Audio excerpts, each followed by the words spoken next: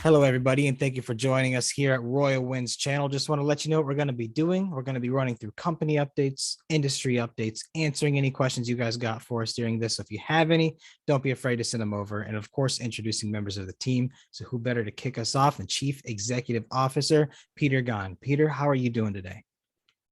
Well, I'm doing well, Michael. Thank you very much for taking the time and the opportunity. Very keen to share the Royal Wind story. Wonderful. Well, I feel like the best place to start is telling your story a little bit. Tell us what led you up to this, some of your past experiences, and really what motivates you as a businessman and entrepreneur. Oh, talking about myself, my favorite subject, Michael. Look, I'm actually an engineer by qualification, MBA. Cut my teeth at Accenture and IBM, so the IT's in the blood. Moved into energy for a while and ran power companies as the CEO for several listed companies and power companies. And then the subsequent 10 years or so spent in financial services. And at one stage in my career a few years ago, I was actually running a stock exchange.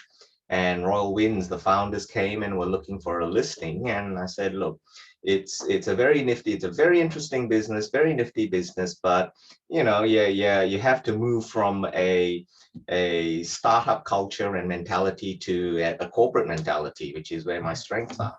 So the conversation carried on for quite a while, and I'm a gamer at heart. I'm not a hardcore 7 hours playing Dota or League of Legends, but I'll hold my own. Anyway, after about 6 months, they said, look, yeah, you seem to know the business quite well. We get along. Would you be interested in running Royal Winds? And I thought, look, it's time to try something interesting and nifty. And here we are. So it's a terribly exciting opportunity. They aren't a typical startup that your greenfield startup that you're used to. They've been running for a good 4 years now. Had a brilliant launch, gathered customers very quickly, and really a victim of their own success in the early days. Sort of the naivety of enthusiastic founders.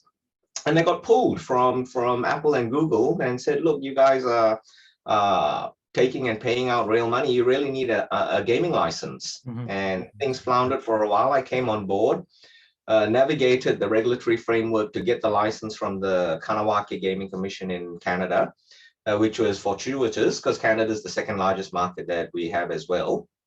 And following that, obtained the license and then moved towards a listing of the company to capitalize and then relaunch. So over the last year or so, everything's been put to bed, the groundwork's been laid, and we recently made an acquisition in the US, which spearheads our US entry. And as of last week or 2 weeks ago, we're full bore into the US, and it's looking really great. So that's my story in a nutshell, Michael. Wonderful. A good parallel you could draw there is games, at least like Dota or say like StarCraft 2. The micromanaging you learn really applies to the corporate world. Oh, yeah. You're at the top levels, man. There's a lot of micromanaging you learn there that could really help run a business. As a seasoned CEO, Michael, what I have found is it's a push and pull situation. Sometimes you got to ride them, and sometimes you just step back and go, look, you guys know what you're doing. I have to have a little faith in you. And if it worked, then if things start looking a bit shaky, well, then the corporate side of me comes in and goes, look, it ain't happening. We're not getting bang for the buck. Let's try something else. Yeah, very fair. I've heard a lot of people give a lot of different input on how to run a company, and it seems to be you surround yourself with people whose strengths cover your weaknesses and vice versa. Oh, absolutely. I'm all for what they call the inverted pyramid for management. Typically you have the CEO at top and the workers down the bottom, and I'm very much in the school of thought of, look, yeah, the CEO is the servant of the company. They exist because the workers are there. And your job is to make sure that the company goes well, the shareholders are happy, and most of all, your employees are happy. I'm very much an employee guy.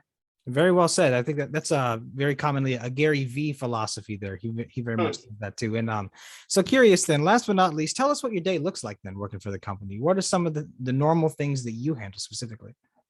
It has been a hectic 6 months, 9 months, Michael, because the corporate side of things and getting the company listed, that was a monumental task. Given that we couldn't travel, Australia was in lockdown, and then globally we were in lockdown.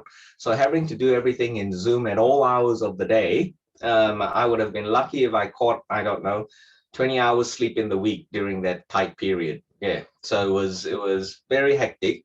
And given that we were close to being capitalized and launched as well, we started building up the team resources to make sure that we're off to a running start. So the operational side of things as well, they were hectic, and I was very fortunate that the founder stayed on as the COO and the CTO.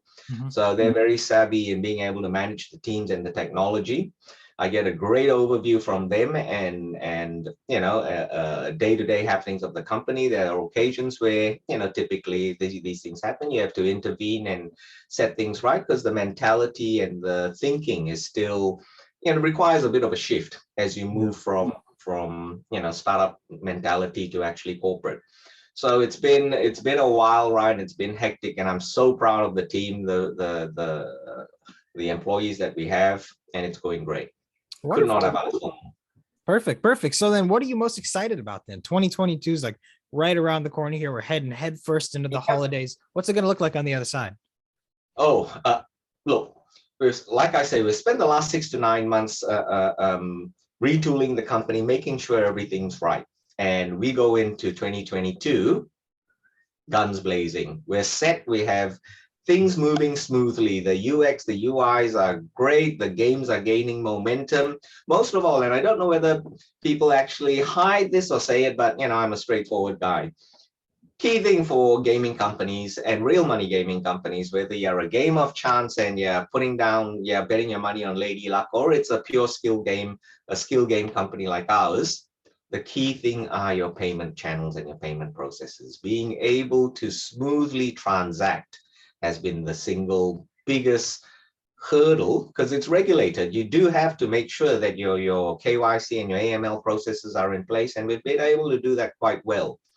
We're launching 3 platforms with our go-to platforms in Cash Carnival. That's a pure skill real money platform.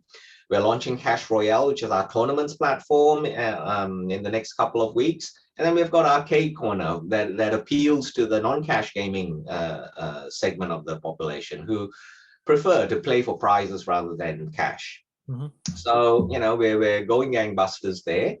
We're looking at diversification of our games. Our games are pure skill games, so hand-eye coordination, but we'll move into board games and strategy games over the coming year. And then we'll, look at offering our platform as a service, which we've had quite a bit of interest from. We've hosted people from big end of town in terms of gaming machines and staples within the gaming and casino industry that are looking to tap into the skill game market. And it is a happening sector. And last but not least, look, you've probably heard about blockchain games and NFTs. That's something that we're looking at as well, because our ecosystem lends itself very well to that sort of gaming. So lots of stuff happening, and fingers crossed we hit the targets on those things. We accept that some you'll miss, some you'll hit, but on balance, we expect that, look, we've achieved what we set out to do so far, and no reason to believe why we wouldn't be able to in the coming year. Yeah, I mean, it sounds like you have a really exciting journey ahead of you guys, and I hope everybody watching follows us along that journey. And if you guys watching have any questions at all, don't be afraid. Again, send them over to us, and we'll happily dive into for you. But for now, Peter, any closing words? Just a big thank you, Michael, for the opportunity, and for everyone who's having a look. Look, Royal Winds, we're on an upward trajectory. We're tapping into a market that people are enthusiastic and keen about, and we're tapping into the right demographic, the millennials. So we're quietly confident, Michael, that we'll do good. Wonderful, Peter. Well, once again, thank you for joining. Thank you, everyone, for watching. Stay tuned for more coming soon, and have a wonderful day.